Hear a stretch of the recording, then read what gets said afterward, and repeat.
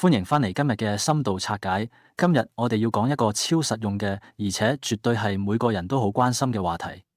到底點樣先可以精通溝通同表達？講真，如果你曾經企喺台上，望住台下觀眾眼神呆滯、靈魂出竅，又或者你一直希望自己嘅簡報可以令人過目不忘咁，你今日真係嚟啱地方啦！我哋會透過19世紀嘅演講同講道大師查理斯·斯布真嚟拆解呢門吸引注意力嘅建築學呢份直接取自大師著作嘅精華，絕對會徹底顛覆你對上台講嘢嘅認知哦。好，我哋直接切入正題啦。諗下呢個畫面，有個農夫叫霍奇。當人哋問佢點解鍾意去教堂嗰陣，佢拋出咗一個令人哭笑不得但又無比真實嘅答案。佢話自己淨係行入去，自腳一伸，個腦即刻熄機，咩都唔諗。呢個唔係正正講中咗我哋都經歷過嘅痛點咩？坐喺台下聽一場又悶又死氣沉沉、毫無生氣而且完全冇任何例子嘅演講，真係折磨嚟㗎。為咗唔好令你嘅聽眾變成下一個霍奇，我哋就要換個全新嘅建築學角度嚟睇下呢件事啦。呢個就帶出咗我哋今日最核心嘅一個比喻。斯布真引用咗托馬斯·富勒呢句名言，將一場演講或者簡報直接比喻成一棟屋。諗下，如果你嘅演講淨係得純粹嘅道理同邏輯，咁幾好，代表呢棟屋有好穩陣嘅支柱。但係如果冇咗比喻、故事或者例證做窗戶，咁呢一棟屋就會變成一座黑暗、令人窒息嘅監獄。聽眾喺入邊真係乜嘢都睇唔到。我哋嚟對比一下呢兩種極端情況啦。無窗之屋就係嗰種純粹說教、塞滿密密麻麻資訊嘅演講，聽住聽住眼皮就越嚟越重。而有窗之屋呢，講者就會透過巧妙嘅例證，令理解嘅光線照入嚟，成個學習過程變得好光猛，令人心情都愉快埋。你一定唔會想租一間冇窗戶嘅屋，係咪？同你嘅聽眾都絕對唔想聽一場連一扇窗都冇嘅簡報。為咗幫你真正掌握呢門藝術，呢個就係我哋今日嘅藍圖：1、冇窗嘅屋；2、俾光線照入嚟；3、建築大師嘅法則；4、玻璃屋嘅危險；最後係5、喺你條線上打結。我哋先嚟睇第一部分：無窗之屋。副標題係點解純說教式演講會失敗？簡單嚟講，如果你只俾觀眾冰冷嘅事實同密集嘅論證，完全唔俾任何想象空間去緩衝，你嘅觀眾絕對會跌入一片黑暗之中。關於呢點，斯布真講得超級直接：一棟冇窗嘅建築根本唔可以叫做屋，嗰度係監獄嚟㗎。如果你喺台上口沫橫飛，但係又冇用任何例子去闡明論點，其實你就係將聽眾困喺一個密不透風又冇乜趣味嘅牢房入邊。大腦係需要氧氣同光線㗎。你喺演講入面穿插嘅故事同比喻，就好似幫聽眾推開扇窗，等微風吹入嚟嗰一刻，原本快要俾你催眠咗嘅聽眾，即刻就會清醒返。既然困喺冇窗嘅地方會令人窒息，咁而家我哋就進入第二部分，等光線照入嚟，睇下呢啲叫做窗戶嘅意識同比喻，點解喺結構上咁不可或缺？呢張投影片真係要將重點畫出嚟。斯布真將例證嘅多功能性總結成呢6點。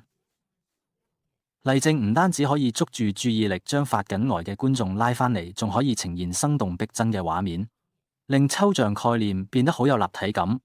仲好嘅係佢可以向反應慢嘅頭腦解釋啲生硬嘅問題，甚至仲可以訴諸人嘅情感。所以講共識絕對唔係浪費時間，而係喺運用你手邊最強大嘅認知工具去傳達你嘅知識。第3部分，建築大師嘅法則。我哋而家知道窗戶好重要，但係重點係究竟點樣先可以起好呢棟屋？斯布真俾19個設計學生嘅呢啲建議，其實亦都係所有現代溝通者都應該奉為標準嘅通用法則。要起好一棟屋，呢個其實係一個好自然、按部就班嘅過程。第一步，你必須要有堅固嘅地基，即係你最核心嘅事實或者道理。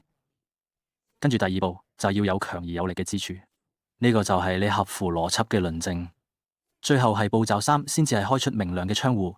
但係請特別留意，呢啲窗戶一定要係由建築結構自然生出嚟嘅，要同你嘅主題完全契合。如果硬係貼啲完全唔相關嘅故事上去，就好似橡樹上突然長咗玫瑰花咁，只會令人摸不着頭腦。仲有呢個核心觀念一定要牢牢記住，我哋用個例子絕對唔係為咗炫耀自己幾聰明，或者刻意整一扇超華麗嘅彩繪玻璃窗。彩繪玻璃雖然好靚，但係你有冇發現佢其實會擋住光線，令你嘅視線只會停留喺塊玻璃本身你準備嘅論點？應該要好似一扇透明乾淨嘅玻璃窗，等觀眾可以順利睇透佢，清清楚楚咁明白你背後真正想傳達嘅主題。不過聽到呢度，你可能會想問，既然窗戶咁好，咁我將成面牆拆咗佢，全部換成窗，可唔可以呢？呢個係一個超好嘅問題。跟住我哋就轉一轉視角，嚟睇下過猶不及嘅溝通會帶嚟乜嘢災難啊！歡迎嚟到第4部分，玻璃屋嘅危險。過度用隱喻風險其實好大。如果你成場演講都塞滿晒各種花巧嘅隱喻，咁你起出嚟嘅就唔係一間穩陣嘅屋，而係一棟一掂就碎嘅玻璃屋。嚟，我哋輕鬆下睇下司布真書入邊提到嘅呢啲災難同埋混搭比喻。想象一下，如果有人喺台上表情嚴肅咁同你講：我聞到一隻老鼠，我見到佢喺半空漂浮，我要喺搖籃度扼殺佢，你會點諗？紙老鼠點會浮喺半空㗎？又點會被扼殺喺搖籃入邊呢？又或者係講緊乜嘢？呢一場自我崇拜嘅雪崩，呢就係最標準嘅破窗，完全係弄巧反拙，唔單止模糊咗焦點，仲會令講者即刻變成台上嘅笑話。仲有呢個都好有畫面，呢個好完美咁示範咗嗰種過度包裝、浮誇到爆嘅假窗到底有幾荒謬啊？咩叫做連拍下空氣都唔肯嘅雙翼？隻鳥唔拍打空氣，究竟點飛啊？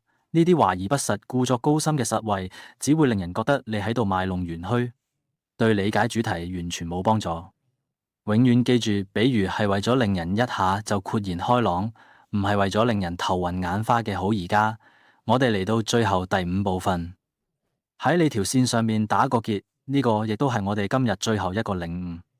當我哋起好間屋，開啱扇窗，呢啲努力最後點樣先可以達到我哋嘅終極目標，亦即係將你嘅信息永遠刻喺觀眾腦海入邊呢？睇下畫面上呢個數字65，你知唔知呢代表咩？呢個意思係有位聽眾聽完一位叫羅蘭西爾嘅牧師講道之後，足足過咗65年，都仲清楚記得佢當日講過啲咩。原因冇別嘅，就係因為講者用咗一個關於聆聽宣讀遺囑嘅絕妙比喻，就係呢一扇超貼地嘅窗戶，令呢段記憶喺觀眾腦海入邊保鮮咗超過半個世紀。覺得65年好耐咩？睇下呢個85。以前有個15歲嘅男仔聽咗弗拉維爾先生嘅演講之後，直到85年之後，當日嗰個生動嘅場面依然歷歷在目，甚至深深影響咗佢成世。呢個就係正確運用嘅有力證明所能發揮嘅核彈級影響力。佢真係經得起時間考驗。